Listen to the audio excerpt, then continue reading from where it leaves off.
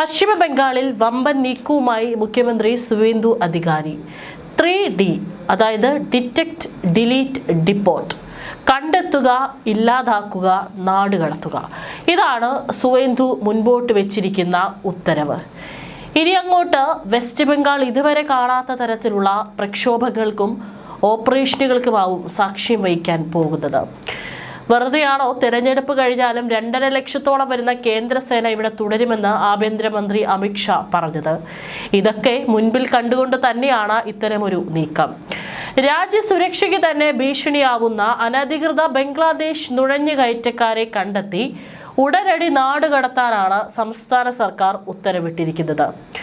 അതിനുവേണ്ടിയാണ് പശ്ചിമ ബംഗാളിൽ detect, delete, deport, അതായത് കണ്ടെത്തുക, ഇല്ലാതാക്കുക, നാടുകടത്തുക നയം പ്രഖ്യാപിച്ച് മുഖ്യമന്ത്രി സുവേന്ദു അധികാരി രംഗത്ത് വരുന്നത്.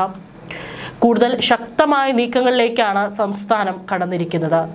കൂടാതെ സംസ്ഥാനത്ത് പൗരത്വ ഭേദഗതി നിയമം ഔദ്യോഗികമായി നടപ്പിലാക്കി വിജ്ഞാപനം പുറത്തിറക്കി. തിരിച്ചറിയപ്പെടുന്ന നുഴഞ്ഞുകയറ്റക്കാരെ അറസ്റ്റ് ചെയ്ത് നേരിട്ട് BSFന് കൈമാറുമെന്നാണ് മുഖ്യമന്ത്രി പറഞ്ഞിരിക്കുന്നത്.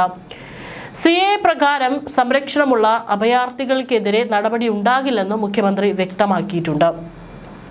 ഇന്ത്യ ബംഗ്ലാദേശ് അതിർത്തി വേലി കെട്ടുന്നതിനായി സുരക്ഷാ സേനയ്ക്ക് ഭൂമി കൈമാറുന്ന ചടങ്ങിൽ ദബന്ന സംസ്ഥാന സെക്രട്ടേറിയറ്റിൽ സംസാരിക്കുകയായിരുന്നു സുവേന്ദു അധികാരി. കഴിഞ്ഞ വർഷം മെയ് 14-ന് കേന്ദ്ര ആഭ്യന്തര മന്ത്രാലയം ഇതുമായി ബന്ധപ്പെട്ട മാർഗനിർദ്ദേശങ്ങൾ പുറപ്പെടുവിച്ചിരുന്നു. ഇതുമായി ബന്ധപ്പെട്ട് ഔദ്യോഗിക ഉത്തരവ് ബംഗാൾ സർക്കാരിന് അയച്ചിരുന്നു. എന്നാൽ ഈ നയം നടപ്പിലാക്കുന്നതിൽ തൃണമൂൽ സർക്കാർ പരാജയപ്പെട്ടു. നുഴഞ്ഞുകയറ്റക്കാരെ പറഞ്ഞയക്കാൻ മമതയ്ക്ക് അന്ന് താല്പര്യമില്ലായിരുന്നു. എന്നാൽ ഞങ്ങൾ ഉത്തരവ് നടപ്പിലാക്കും. എല്ലാ അനധികൃത കുടിയേറ്റക്കാരെയും അറസ്റ്റ് ചെയ്ത് BSFന് കൈമാറുമെന്നാണ് അദ്ദേഹം പറഞ്ഞിരിക്കുന്നത്. 2024 ഡിസംബർ 31-ന് മുമ്പ് ഇന്ത്യയിലെത്തിയ CAA പ്രകാരം സംരക്ഷിക്കപ്പെട്ടവർക്കെതിരെ നടപടി സ്വീകരിക്കില്ലെന്നും അദ്ദേഹം വ്യക്തമാക്കി. ഭൂമി BSFന് ലഭിച്ചതോടെ അതിർത്തി വേലി കെട്ടുന്നതുമായി ബന്ധപ്പെട്ട സ്തംഭനാവസ്ഥയ്ക്കും അവസാനമായി. 2024 ഡിസംബർ 31-ന് മുമ്പ് ഇന്ത്യയിലേക്ക് കടന്ന കുടിയേറ്റക്കാരെയും 2019-ലെ പൗരത്വ ഭേദഗതി നിയമപ്രകാരം പൗരത്വത്തിന് അപേക്ഷിക്കാൻ അർഹതയുണ്ടെന്നും അദ്ദേഹം പറഞ്ഞു. മുസ്ലിങ്ങൾ നിയമത്തിന്റെ പരിധിക്ക് പുറത്താണ്. അദ്ദേഹം പറഞ്ഞ വാചകങ്ങളിൽ ഇല്ലാതാക്കുക എന്നതുകൊണ്ട് എന്താണ് ഉദ്ദേശിച്ചതെന്ന് അദ്ദേഹം വ്യക്തമാക്കിയിട്ടില്ല. പക്ഷേ സുവേന്ദു വോട്ടർ പട്ടികയിൽ നിന്ന് ഒഴിവാക്കുന്നതിനെ കുറിച്ചായിരിക്കാം പരാമർശിക്കുന്നതെന്നാണ് വൃത്തങ്ങൾ പറഞ്ഞിരിക്കുന്നത്. ബംഗ്ലാദേശിൽ നിന്നുള്ള മുസ്ലിം കുടിയേറ്റക്കാരെ പോലീസ് ഇനി തിരിച്ചറിയാൻ തുടങ്ങുമെന്നും അവരെ BSFന് കൈമാറുമെന്നും അവരെ നാടുകടത്തുന്ന കാര്യം അതിർത്തി രക്ഷാ സേന ബംഗ്ലാദേശ് ഏറ്റെടുക്കുമെന്നും ഉദ്യോഗസ്ഥർ പറഞ്ഞിട്ടുണ്ട്. രേഖകൾ പരിശോധിച്ച് ഉറപ്പിച്ച ശേഷം പൗരന്മാരെ മാത്രമേ തിരിച്ചെടുക്കൂ എന്നും അദ്ദേഹം പറഞ്ഞു. 2024 ഡിസംബർ 31-ന് മുമ്പ് ബംഗ്ലാദേശ്, പാകിസ്ഥാൻ, അഫ്ഗാനിസ്ഥാൻ എന്നിവിടങ്ങളിൽ നിന്നെത്തിയ മുസ്ലിം ഇതര കുടിയേറ്റക്കാർക്ക് ഹിന്ദുക്കൾ, സിഖുകാർ, ബുദ്ധമതക്കാർ, ജൈനന്മാർ, പാഴ്സികൾ, ക്രിസ്ത്യാനികൾ എന്നിവർക്കും CAA പ്രകാരം പൗരത്വത്തിന് അപേക്ഷിക്കാമെന്നാണ് ബംഗാളിലെ സർക്കാർ ഉദ്യോഗസ്ഥർ നൽകുന്ന വിവരങ്ങൾ. പക്ഷേ ഇത് വലിയ ഒരു കോളിളക്കമാണ് ഇനി സംസ്ഥാനത്തുണ്ടാക്കാൻ പോകുന്നത്. തടങ്കലും നാടുകടത്തലും ഇനി തുടരും. അത് സമൂഹത്തിൽ എന്ത് സ്വാധീനം ചെലുത്തുമെന്ന് നമുക്ക് കണ്ടു തന്നെ അറിയേണ്ടിയിരിക്കുന്നു. ബംഗ്ലാദേശിൽ നിന്നുള്ള നിയമവിരുദ്ധ കുടിയേറ്റം ബംഗാളിൽ ഒരു ശാശ്വത പ്രശ്നമായി തുടരുകയാണ്. പക്ഷേ മുസ്ലിം കുടിയേറ്റക്കാരെ കണ്ടെത്തുന്നതിനുള്ള പെട്ടെന്നുള്ള നടപടികൾ അന്തരീക്ഷത്തെ അസ്വസ്ഥമാക്കും എന്നും സർക്കാർ ഉദ്യോഗസ്ഥർ പ്രതികരിച്ചു. മറ്റൊരു പ്രധാനപ്പെട്ട കാര്യം കൂടിയുണ്ട്. സ്കൂളുകൾക്ക് പുറമെ സംസ്ഥാനത്തെ മദ്രസകളിലും വന്ദേ ഭാരതം നിർബന്ധമാക്കിയിരിക്കുകയാണ് പശ്ചിമ ബംഗാൾ സർക്കാർ.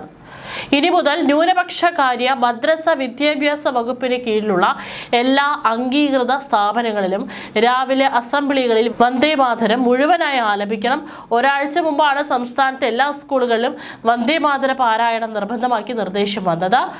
മദ്രസ ഡയറക്ടറേറ്റ് ആണ് ഉത്തരവ് പുറപ്പെടുവിച്ചത്. പുതിയ ഉത്തരവ് പ്രകാരം എല്ലാ എയ്ഡഡ്, അൺഎയ്ഡഡ് മദ്രസകളിലും ക്ലാസുകൾ ആരംഭിക്കുന്നതിന് മുമ്പ് വന്ദേ മാതരം മുഴുവനായും ആലപിക്കണം. സുവേന്ദു അധികാരിയുടെ നേതൃത്വത്തിലുള്ള സർക്കാർ അധികാരമേറ്റതിന് പിന്നാലെയാണ് ഈ ഉത്തരവുകൾ പുറത്തിറക്കിയത്. ബ്രിട്ടീഷ് കൊളോണിയൽ ഭരണത്തിനെതിരായ ഇന്ത്യയുടെ പോരാട്ട സമയത്ത് സ്വാതന്ത്ര്യ സമര സേനാനികൾ ഈ ഗാനം വ്യാപകമായി ഉപയോഗിച്ചിരുന്നു. ഈ വർഷം പശ്ചിമ ബംഗാൾ നിയമസഭാ തെരഞ്ഞെടുപ്പിന് മുന്നോടിയായി വന്ദേ മാതരം ദിനം വീണ്ടും രാഷ്ട്രീയ ചർച്ചയായിരുന്നു. ഫെബ്രുവരിയിൽ കേന്ദ്ര സർക്കാർ വന്ദേമാതരത്തിന് ദേശീയഗാനമായ ജനഗണമനയ്ക്ക് തുല്യമായ സ്ഥാനം നൽകി. തുടർന്ന് സർക്കാർ സ്കൂൾ പരിപാടികളിലെല്ലാം ദേശീയഗാനത്തോടൊപ്പം വന്ദേമാതരത്തിന്റെ 6 ഖണ്ഡികകളും ആലപിക്കുന്നത് നിർബന്ധമാക്കിയിരുന്നു. ഇത് വിവിധ സംസ്ഥാനങ്ങളിലും രാഷ്ട്രീയ പാർട്ടികളിലും പുതിയ ചർച്ചകൾക്കും തുടക്കമിട്ടു.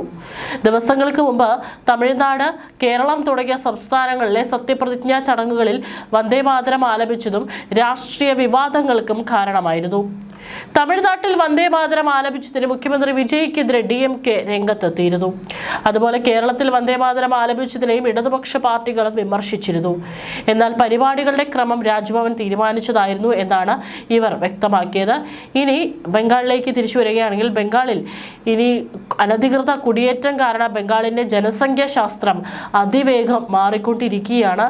പ്രധാനമന്ത്രി നരേന്ദ്രമോദി തന്റെ നിയമസഭാ തെരഞ്ഞെടുപ്പ് റാലികളിൽ ആവർത്തിച്ച് ആരോപിച്ചിരുന്നു ഈ ഒരു കാര്യം. കഴിഞ്ഞ വർഷം മെയ് മാസത്തിൽ കേന്ദ്രം കത്തയച്ച ഉടൻ ഹിമന്ത ബിശ്വ ശർമ്മയുടെ BJP നേതൃത്വത്തിലുള്ള അസം സർക്കാർ ബംഗ്ലാദേശിൽ നിന്നുള്ള അനധികൃത കുടിയേറ്റക്കാരെ കണ്ടെത്തൽ ആരംഭിച്ചതായും റിപ്പോർട്ടുകൾ പുറത്തു വന്നിരുന്നു. ഇതുവരെ അസം പോലീസ് 100 കണക്കിന് ബംഗ്ലാദേശി നിയമവിരുദ്ധരെ കണ്ടെത്തി കസ്റ്റഡിയിലെടുത്തിട്ടുണ്ട്. എന്നാൽ അവരെ നാടുകടത്തുന്നതിന് മുമ്പ് പാലിക്കേണ്ട ഒരു നടപടിക്രമമുണ്ട്. സംസ്ഥാനത്തെ വിദേശികളുടെ ട്രൈബ്യൂണലുകൾ ഇതുവരെ നടപടിക്രമങ്ങൾ പാലിച്ചതിനു ശേഷം 50-ലധികം കുടിയേറ്റക്കാരെ നാടുകടത്താൻ ഉത്തരവിട്ടിട്ടുണ്ട്. മെയ് 12-ന് ഗുവാഹത്തിയിൽ നടന്ന ഹിമന്തയുടെ സത്യപ്രതിജ്ഞാ ചടങ്ങിൽ പങ്കെടുത്ത സുവേന്ദു ഹിമന്തയെ തന്റെ ജ്യേഷ്ഠനായി കണക്കാക്കുന്നുവെന്ന് പരിപാടിയോടൊപ്പം പറഞ്ഞിരുന്നു. അനധികൃത കുടിയേറ്റത്തിനെതിരെ അസം സ്വീകരിച്ച നടപടികൾ ബംഗാൾ പിന്തുടരുമെന്നും അദ്ദേഹം സൂചിപ്പിച്ചിരുന്നു. ബംഗ്ലാദേശ് അതിർത്തിയിൽ 27 കിലോമീറ്റർ വേലി സ്ഥാപിക്കുന്നതിനായി തങ്ങൾ ഭൂമി കൈമാറുകയാണെന്നും സുവേന്ദു അധികാരി പറഞ്ഞു. നമ്മുടെ അതിർത്തികൾ ശക്തിപ്പെടുത്തുന്നതിനായി BSF-നായി കുറച്ച് അതിർത്തി ഔട്ട്പോസ്റ്റുകളും മറ്റു ചില അടിസ്ഥാന സൗകര്യങ്ങളും സ്ഥാപിക്കുന്നതിനായി ഞങ്ങൾ ഭൂമി കൈമാറുകയാണ്. ബംഗ്ലാദേശുമായുള്ള ബംഗാളിന്റെ 2200 കിലോമീറ്റർ അതിർത്തിയിൽ 1600 കിലോമീറ്റർ നീളത്തിൽ വേലി സ്ഥാപിക്കുമെന്നും അദ്ദേഹം പറഞ്ഞു. മുൻ സർക്കാരിന് 555 കിലോമീറ്റർ വേലി കെട്ടാൻ ഭൂമി നൽകാമായിരുന്നു. പക്ഷെ അവരുടെ വോട്ട് ബാങ്ക് സംരക്ഷിക്കാനും ഒരു പ്രത്യേക വിഭാഗം ജനങ്ങളെ പ്രീതിപ്പെടുത്താനും അങ്ങനെ ചെയ്യുന്നതിൽ നിന്ന് വിട്ടുനിന്നു. ബംഗാളിൽ മാത്രമല്ല, രാജ്യമെമ്പാടും ദേശീയവിരുദ്ധ പ്രവർത്തനങ്ങൾ, സ്ത്രീകൾക്കും കുട്ടികൾക്കുമെതിരായ അതിക്രമങ്ങൾ തുടങ്ങിയ കുറ്റകൃത്യങ്ങൾക്കും ബംഗ്ലാദേശിൽ നിന്നുള്ള അനധികൃത കുടിയേറ്റക്കാർ ഉത്തരവാദികളാണെന്നും കണ്ടെത്തിയിട്ടുണ്ട്. വേലി കെട്ടേണ്ടതിന്റെ ആവശ്യകത വിശദീകരിച്ചുകൊണ്ട് മുഖ്യമന്ത്രി പറഞ്ഞു. ഏതായാലും ഇനി വരും ദിവസങ്ങളിൽ വലിയ മാറ്റങ്ങൾക്കാണ് ബംഗാൾ സാക്ഷ്യം വഹിക്കാൻ പോകുന്നത്. അതിന്റെ ഒരു തുടക്കം എന്നോണം എന്നാണ് ഈ ഒരു ഓപ്പറേഷൻ ഇപ്പോൾ സുവേന്ദു അധികാരി കൊണ്ടുവന്നിരിക്കുന്നത്.